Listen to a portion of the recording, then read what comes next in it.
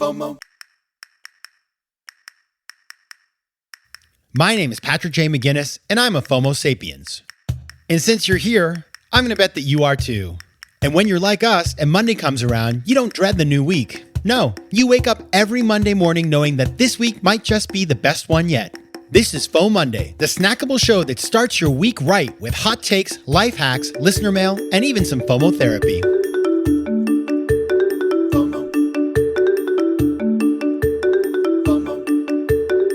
Hey there, welcome to another episode of FOMOndays, the companion show to FOMO Sapiens. Now, of course, we will be back on Thursday with the season finale. Can you believe it? The season finale of season 9. I can't believe it. And you know what that means? Season 10 is around the corner. Season 10. And we're going to have a fresh new look. Some really good guests. I've been prepping for you, getting it ready. But let me not spill the beans on that quite yet. I'm going to hold off because I'm getting a little ahead of myself. It's not time for that conversation yet, Patrick. Rather, I want to tell you that on Thursday, we're going to have the final episode, which is Ron Betong. He is this fantastic guy. He's a Filipino entrepreneur. I met him in Manila. His story is amazing and inspiring. You're going to love him. And, as an entrepreneur, you have to ask for advice all the time. You just have to. It's part of the job. And doing that isn't, it's one of these things where it's not obvious, actually, a lot of times, what you should do to ask for great advice. And so that's what I want to talk about. We talked last week about how to offer better advice.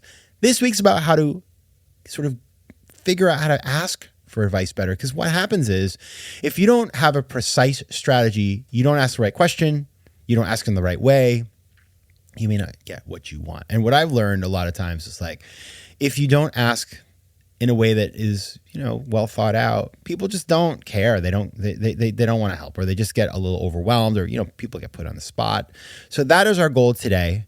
Now, to get into that topic, I did some research and some thinking, and I have nine ways of doing this. So we'll get started right now with number 1. Plan it out. Okay. Spend some time up front. It goes back to what we talked about last week, which is really the why of all this. I sound like Simon Sinek now. Start with why.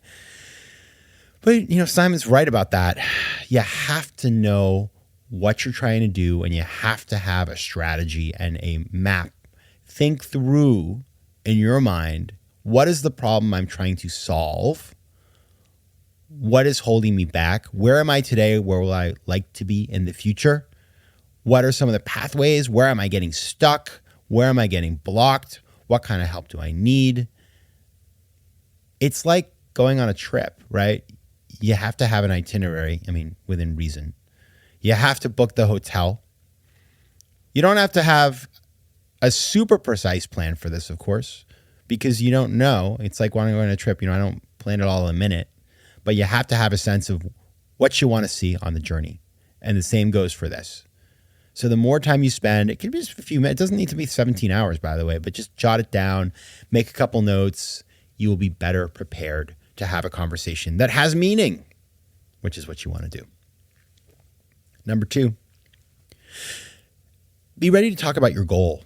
And, you'll have done some planning around this, but really, as you do that and as you get into your goal, be ready to be flexible, because you have to think about it in terms of this, in my opinion. What's the amazing outcome? What's the great outcome? What is the acceptable outcome? And what is the unacceptable outcome, right? All of those could be things that, you encounter, and you may not get amazing, right? We all should shoot for amazing, but you may end up with acceptable. And so knowing that and being ready to discuss those options and being ready to sort of formulate plans around those things and offer those up to people for areas of advice, it's going to give you a lot more to work with. If your sort of only thing is say it's like a personal thing. I want this woman to marry me, and this woman doesn't like you at all. Well, that's not a very, that amazing outcome, that black or white outcome, you can't work with that. So having, some range of options, that's really powerful. Number 3, choose the right person. This is so important, right? Because you think about it. Not everybody is the right person to ask for advice on every topic. People have expertise.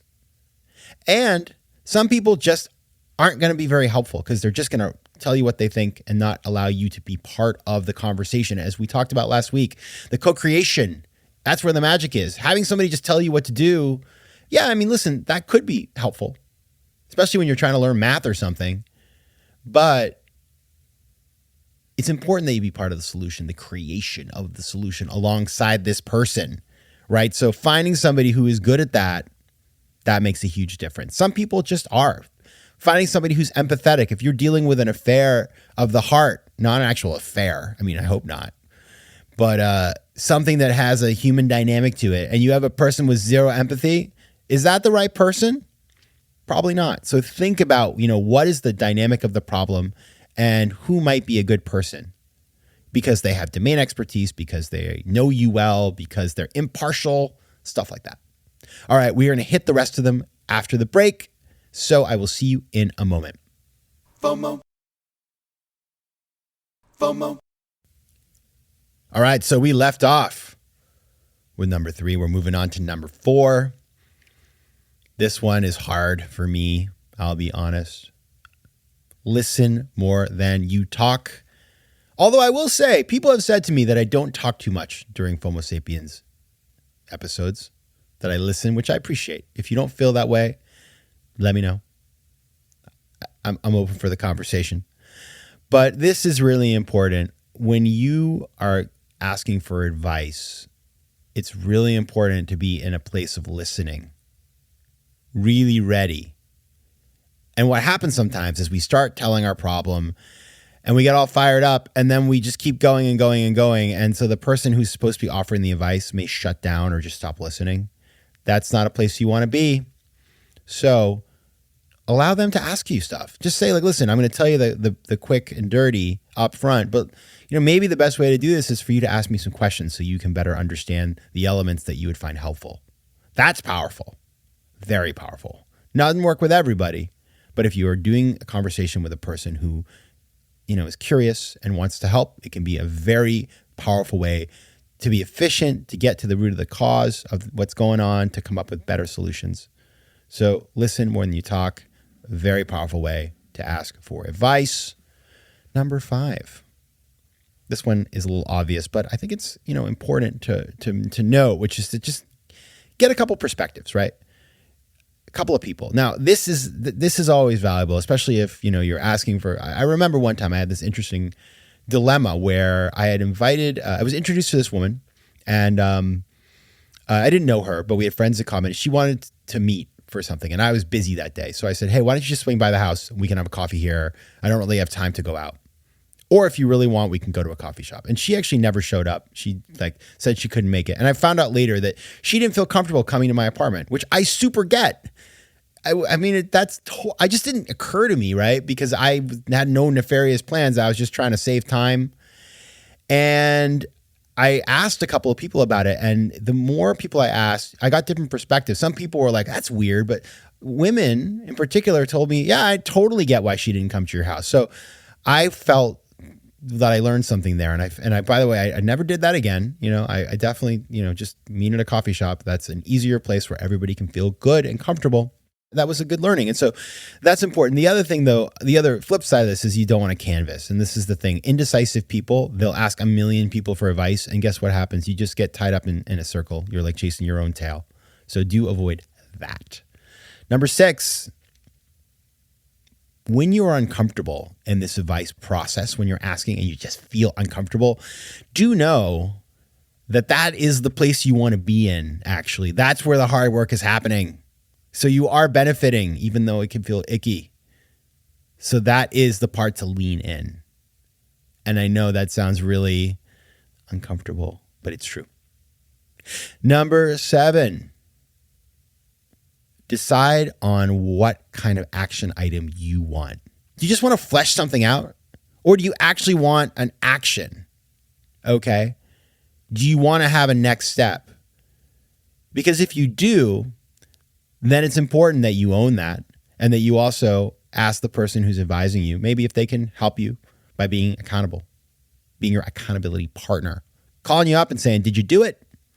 That's so powerful. Huge. I do that as much as I can. I like to get people on. I think it's like building your team, right? It's like we're on the same team now because I'm going to do this thing and you're my coach. You're my partner in this. You're going to follow up with me, make sure I stand by my word. That's really powerful. And number 8, just be grateful. Be grateful for the person who's giving you their time. That is really a kindness.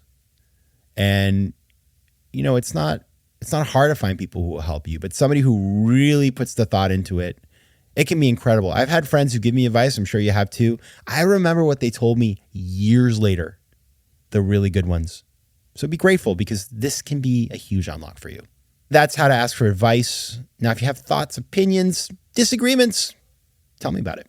You can find me at Patrick J. McGinnis on Instagram, at PJ McGinnis on Twitter, and you can find me on email at letsconnect@patrickmcginnis.com. All right, everybody, I will see you on Thursday for the season finale of FOMO Sapiens Season 9. Wear a tux. But until then, take care of yourselves, FOMO Sapiens. FOMO. If you like today's show, please be sure to rate it and recommend it to your friends. And as always, you can find me on Instagram at Patrick J. McGinnis, on Twitter at PJ McGinnis, and on the web at FOMOsapiens.com or PatrickMcGinnis.com, where you can get all kinds of free resources to live a more decisive and entrepreneurial life. FOMO. Want more FOMO Sapiens and FOMOnday? Head over to FOMOsapiens.com where you can listen to past episodes, learn more about the show, and find out how to advertise. You can also connect with me on Instagram at Patrick J. McGinnis and on Twitter at PJ McGinnis.